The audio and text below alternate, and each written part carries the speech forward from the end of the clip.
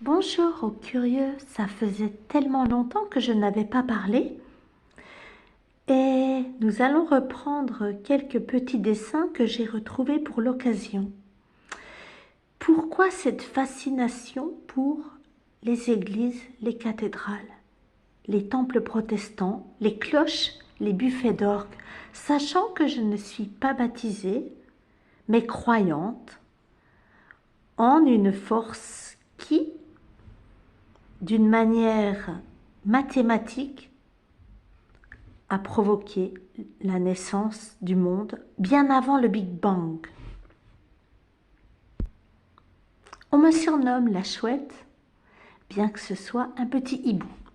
Alors, à 4 ans, 2 semaines en Autriche, ainsi qu'à l'âge de 6 ans, mon papa décédé de plusieurs longues maladies en 2001, il y a déjà 22 ans, vibre en moi. C'est grâce à lui que nous visitions ces magnifiques églises. Or, à Vienne, à 4 ans, première fois que j'entre avec papa, maman, certainement dans la cathédrale, où un concert d'orgue, vraiment presque effrayant, tambourinait dans la nef. Et c'est là que je me retournais en voyant cet instrument aux 1000 tuyaux qui avait des résonances et des possibilités infinies. Et le deuxième séjour était bien pire puisque nous avions visité plus qu'Auschwitz, Mauthausen, en Autriche, camp de concentration, où j'ai eu conscience de la mort atroce.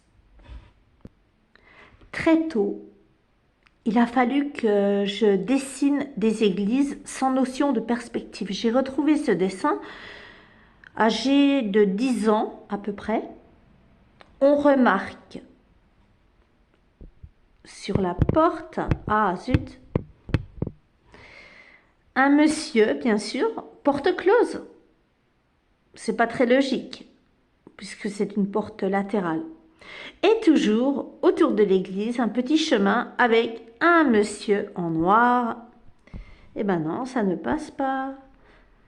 Qui est censé être le voleur et une gentille dame se promenant, des fleurs bien sûr, des arbres, un clocheton.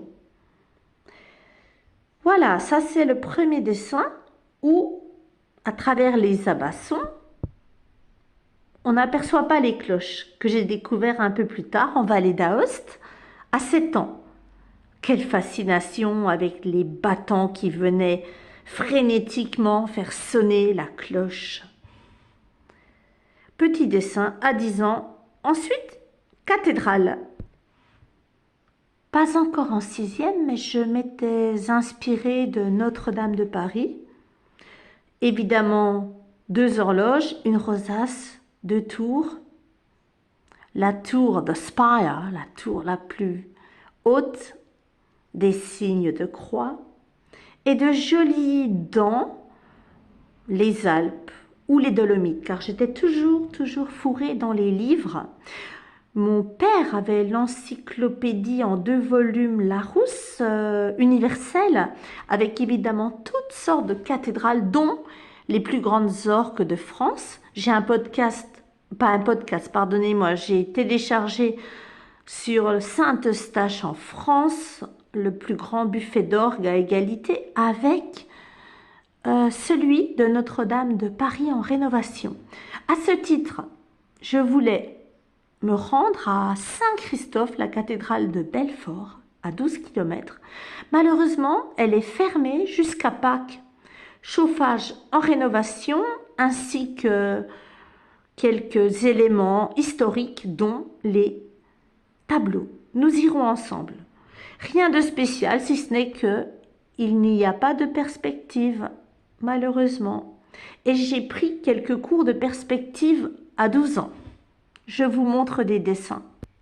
Voici les lignes de projection que vous connaissez Et donc, une fois que les lignes étaient tracées, c'est là que j'ai pu, vers 12 ans, faire 2-3 améliorations. Les escaliers, n'en parlons même pas. 12 ans, en 10 minutes environ, j'avais tracé quelques lignes, le clocher était presque valable, les cloches de mémoire, et comme par hasard, toujours ces dessins plus ou moins prophétiques, un Jésus sur un nuage, entre des anges déchus, un méchant Lucifer en haut à droite, et un cercueil, toujours cette mort qui me suivait partout. Voilà, donc je ne vais pas vous importuner. Encore une petite chose qui va vous amuser.